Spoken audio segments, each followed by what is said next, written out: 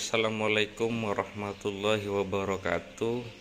Selamat pagi, siang, sore, malam, kapanpun Anda menonton video ini.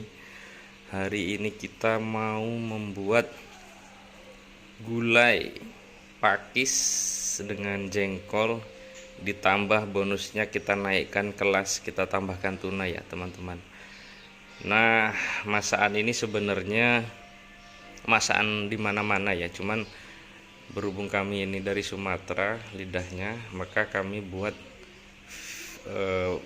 resep dengan resep dari Sumatera. Nah, untuk bahan-bahannya, yang pertama yang jelas ini ada pakis. Ini ada pakis. Pakis ini kurang lebih 1 ikat. Kalau kita belanja di pasar tuh kurang lebih 1 ikat. Kemudian ada jengkol. Jengkolnya ini ya sekitar 10-15 biji ya. Cuman kalau dia per slice jadinya 2 kali lipatnya. Terus kemudian ada ikan tuna. Ini ikan tuna 500 gram. Ini kita beri jeruk untuk menghilangkan amisnya.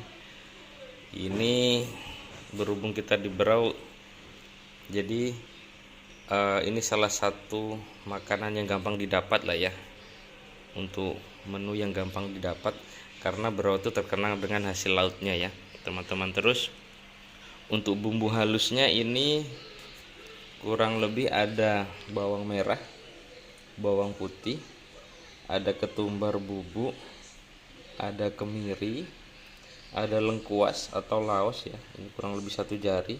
Terus kemudian ada jahe, terus kunyitnya 2 ini ya, 2 siung ya, sama ada cabai. Nah kalau cabai ini selera aja ya, karena kalau kami senangnya pedas nih, jadi kurang lebih paling sekitar 50 gram. Terus untuk bumbu lainnya, ini untuk bumbu halus ya. Untuk bumbu yang hanya dimasukkan aja itu ada serai kurang lebih 2 potong. Nanti ini kita geprek ya supaya aromanya keluar. Terus ada daun jeruk purut, daun salam 2-3 lembar, sama terakhir daun kunyit. Nah karena ini gulai, maka bahan utamanya salah satunya adalah santan ya. Jadi santan itu kita pakai dari 1 butir kelapa, kita bikin jadi 2. Yang pertama itu santan kentalnya itu sekitar 300 ml. Jadi santan kental itu didapat dari perasan pertama biasanya. Terus yang kedua ada santan yang cair. Kalau santan cair ini ya setelah perasan pertama kita peras lagi yang kedua, ini kurang lebih 500-600 ml. Nah untuk proses selanjutnya, awalnya nanti kita akan haluskan dulu bumbunya ya. Stay follow. Dekatkan. Kita menghaluskannya dengan blender ya supaya.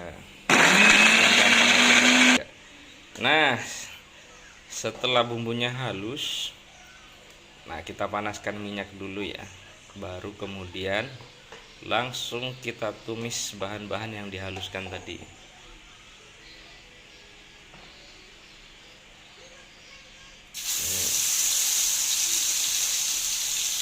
Oke,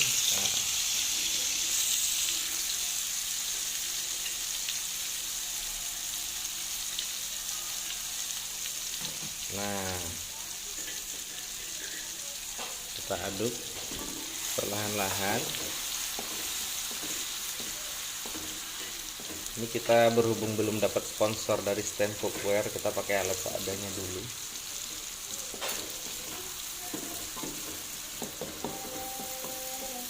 Oke, setelah itu langsung kita masukkan daun-daunan tadi.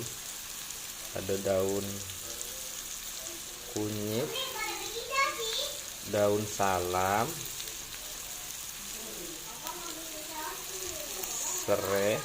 serainya lupa ditumbuk ini ya, daun jeruk sama serai. Nah yang tadi sempat kelupaan itu asam kandis.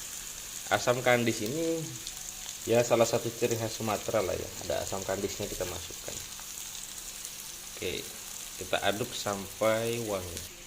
Setelah bumbunya sudah harum ya, kecium harum, wangi, menggugah selera lah ya. Kemudian baru kita tambahkan yang pertama kita masak itu ikan tuna 500 gram tadi kita masukkan satu persatu.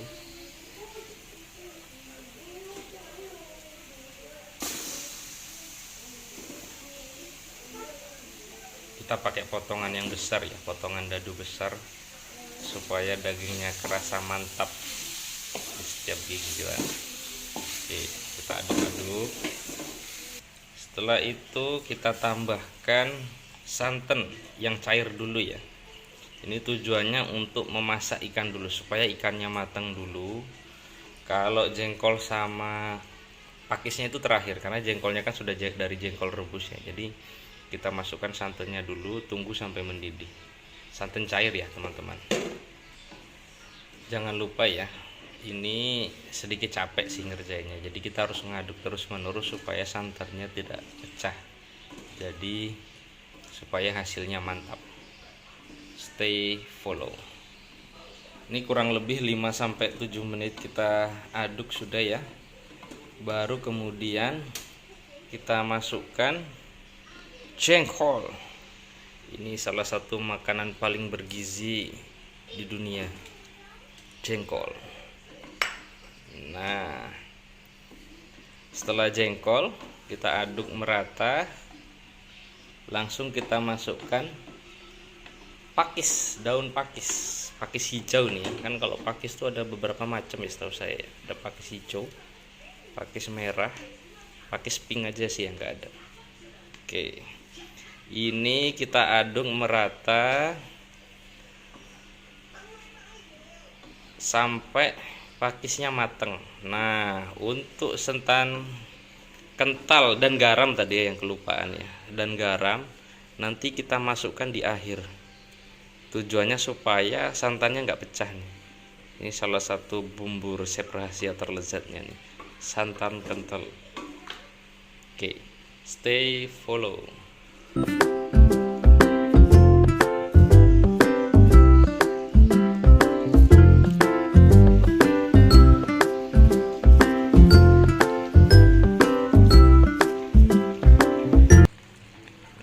Setelah kita lihat pakisnya sudah mulai lembut dan airnya mulai mendidih, sekarang kita masukkan santan yang kental.